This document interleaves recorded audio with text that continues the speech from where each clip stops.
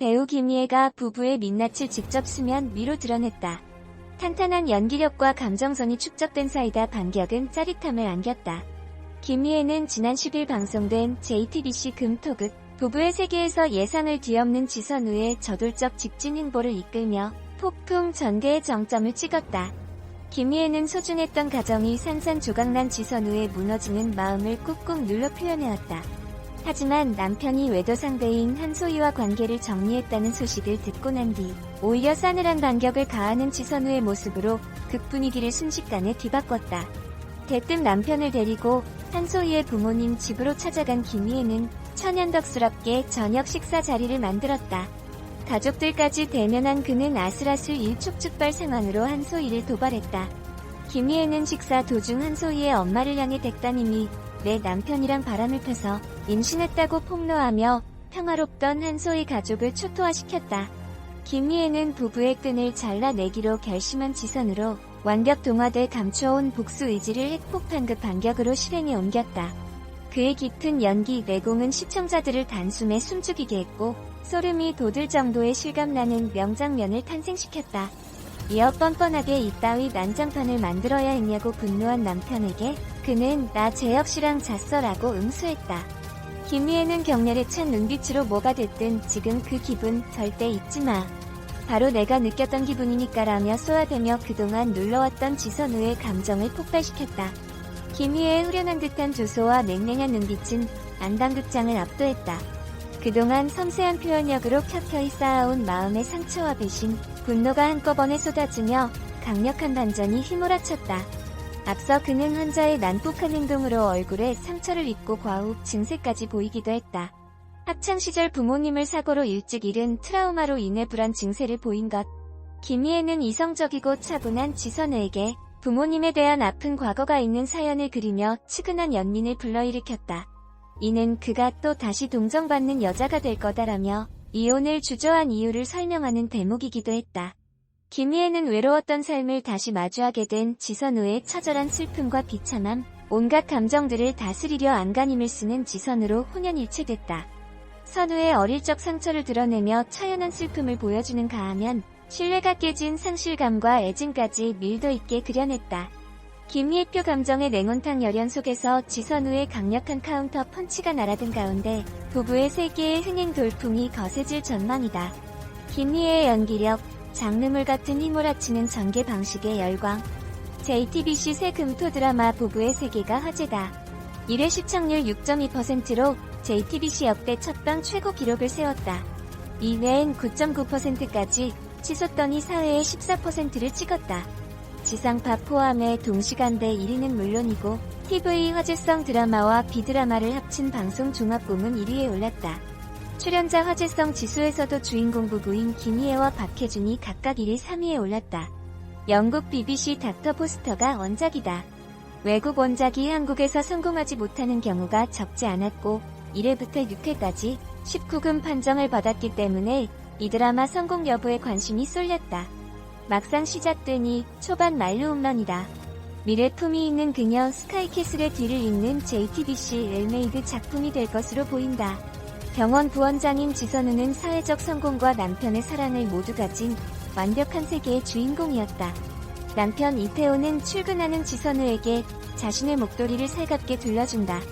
바로 그 목도리에서 의문의 긴 머리카락을 발견하며 지선우는 의심에 빠져들고 마침내 남편의 불륜을 확인한다. 남편의 사랑을 상징하는 목도리에 그 거짓 사랑의 세계를 무너뜨릴 뇌관이 숨겨져 있었던 것이다. 휘몰아친 전개에 몰입된 시청자들. 지선우는 충격에 휩싸인다. 심지어 지선우 부부와 교류했던 주변 지인들까지 모두 이태호와 공모해 지선우를 속여왔다는 놀라운 사실까지 드러난다. 지선우의 동료의사는 지선우의 동선을 이태호에게 알려 알리바이를 만들도록 했다. 모두에게 우롱당한 지선우를 보며 시청자는 경악했다. 여기까지가 1회의 내용이다. 보통 불륜이 드러나는 데까지 몇 회 정도는 소비하게 마련인데 부부의 세계는 불륜 상대자, 지인들의 위선 등을 첫 회에 모두 밝혔다. 휘몰아치는 전개다. 이후에도 남편 내연녀의 임신과 낙태, 지선우 시어머니의 죽음, 지선우의 맞불륜 등 대형 사건이 사회까지 연이어 벌어졌다. 기존 드라마처럼 질질 끌지 않으니 이 작품에 신선하다는 느낌이 생겨났다. 신선함을 느끼게 한 또 다른 지점은 장르물 같은 표현 방식이다. 단순 치정 설정인데 작품의 분위기는 금방이라도 강력 사건이 벌어질 듯한 느낌이다. 지선우가 시어머니를 만났을 땐 마치 시어머니를 살해라도 할 것처럼 그려지고, 지선우가 남편의 애인을 진료실에서 만났을 때도 그런 식의 긴장감이 표현됐다. 단순 치정에 어울리지 않는 과도한 긴장감이어서 실소가 나오기도 하지만 대다수 시청자는 장르물처럼 표현된 치정극에 환호했다. 섬세한 감정 표현 때문에 막장이 아닌 웰메이드라는 평가까지 나온다. 단지 휘몰아치는 전개는 기존의 일부 막장 드라마에서도 구현됐었지만 인물의 심리묘사가 생략된 채 사건들의 나열로만 휘몰아쳐 이야기에 깊이감이 없었다. 부부의 세계는 남편의 불륜을 맞은 지선우의 심리, 그런 지선우를 바라보는 주변인들의 심리, 그들이 맺는 관계의 실체를 섬세하게 그려 불륜 치정이 돼 막장에선 벗어났다. 단순 사건 나열형 막장 드라마에선 인물들이 악을 쓰며 김치 싸다구를 날리는 등 과장된 행동으로 이목을 끈다. 부부의 세계는 그런 액션 없이 밀도 깊은 심리 묘사에 어울리는 배우들의 열연으로 더욱 찬사를 받았다. BBC 스튜디오 프로듀서 찰스 해리스는 이 작품의 성공은 김미의 캐스팅에 있는 것 같다. 탁월한 연기로 자신의 세계가 거짓이라는 것을 서서히 깨닫는 한 여성의 모습을 아주 세심하게 그려내며 최고 반전의 엔딩까지 이끌어갔다. 특히 냉담함과 따뜻함의 균형을 잡는 연기력이 압권이었다고 평가하기도 했다. 카타르시스 안기는 불륜 드라마. 그런 요인들로 고급진 치정극의 위상에 올랐지만 결국 치정극은 치정극이다. 불륜물인 것이다. 1956년에 자유부인이 파란을 일으킨 이래 불륜은 언제나 뜨거운 주제였다. 이외에도 안방극장 불륜물은 헤아릴 수 없을 만큼 많다. 불륜을 생생하게, 애절하게, 분통 터지게, 통쾌하게, 아름답게 등등 갖가지 방식으로 그려 수많은 히트작이 탄생했다. 그야말로 불륜 불패 안방극장이다. TV 시청률을 좌우하는 주부 시청자들이 불륜, 치정 이슈에 민감하기 때문이다. 현실에선 하기 어렵기 때문에 애인처럼 아름다운 사랑의 불륜으로 대리만족하는 경우도 있지만 가장 일반적인 히트코드는 남편에게 속은 조강지처의 심정이다. 그것이 과거엔 눈물의 한이었는데 요즘엔 통쾌한 복수로 표현된다. 모래성 조강지처, 클럽 안의 유혹 등이 모두 그렇다. 장밋빛 인생에선 최진실이 손현주에게 이단 욕차기까지 날렸다. 부부의 세계는 불륜, 복수의 고급진 버전이다. 이런 복수물에선 주인공이 완벽녀로 그려진다. 지선우가 바로 그렇다. 남편은 찌질하거나 악한데 이태호가 그렇다.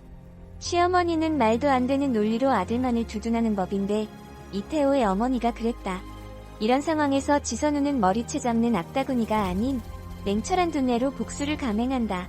자기 친구를 조종하고 이태호의 지인과 불륜관계를 맺은 후 협박해서 남편의 계좌 정보를 알아낸다.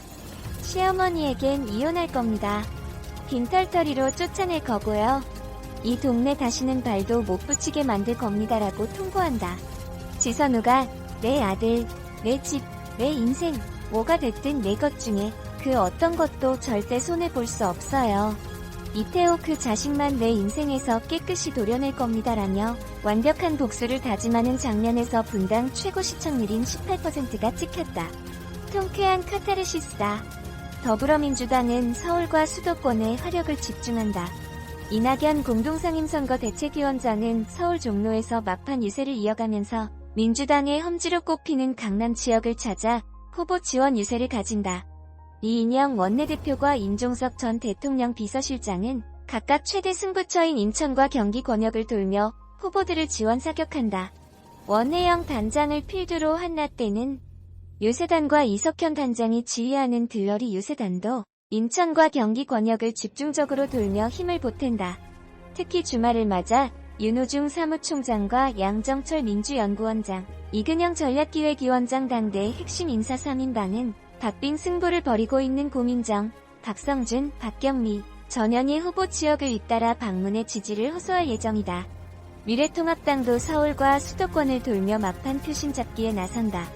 김종인 총괄선대위원장은 오전 인천과 경기 안양, 성남시 분당구, 광주시를 차례로 돌며 각 지역 후보들을 지원할 예정이다. 오후에는 서울로 올라와 송파 지역 후보들을 격려 방문한다. 이어 황교안 대표 지역 고인 종로에 출격해 길거리 유세를 다니며 힘을 실어줄 예정이다. 황교안 대표는 전날에 이어 이날도 출마지인 종로 유세에 집중한다. 박형준 공동선대위원장은 대전과 청주를 다니며 중원을 공략한다. 미래한국당은 대구에서 현장 선거대책위원회의를 갖고 지지층들에게 표심 결집을 호소하는 성명서를 발표할 예정이다. 이어 대구 수성구을 달성군 지역 지원 유세할 예정이다. 민생당은 손학규 상임선대위원장이 호남 중에서도 전남 지역을 집중적으로 지원 유세한다. 김정화 공동선대위원장은 민생차작 세바퀴 11차를 맞아 지하철역 3호선 독립문역 경북공역 안동역 거리 유세를 진행한다. 정의당은 심상정 대표 지역 고인 경기 고양갑에 집중 유세를 가진다.